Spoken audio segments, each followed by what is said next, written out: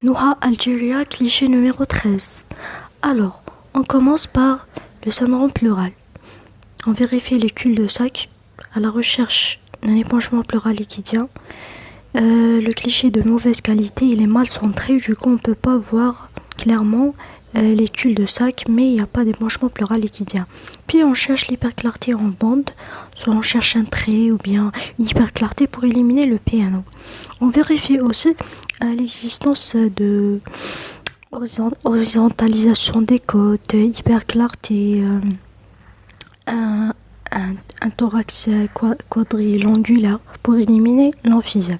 Les trois sont absents dans ce cas-là. Donc on passe au deuxième syndrome qui est le syndrome médiastinal. Alors ici, il n'y a pas d'anomalie médiastinale, donc pas de syndrome médiastinal, pas de simum lymphome sarcoïdostate 1 ou d'anévrisme aortique. Puis si vous voulez, vous pouvez aussi vérifier la coupole diaphragmatique pour voir s'il y a une ascension et du coup une hernie diaphragmatique. Vous pouvez aussi vérifier s'il existe un syndrome pariétal qui est absent dans ce cas-là, quoique notre lésion se confond avec la paroi.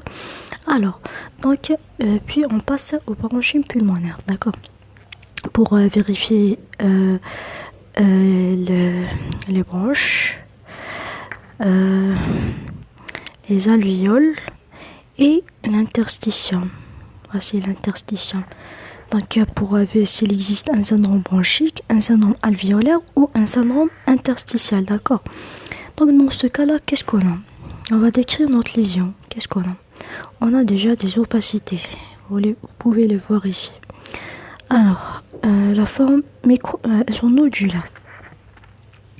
Donc, on est dans le syndrome interstitiel.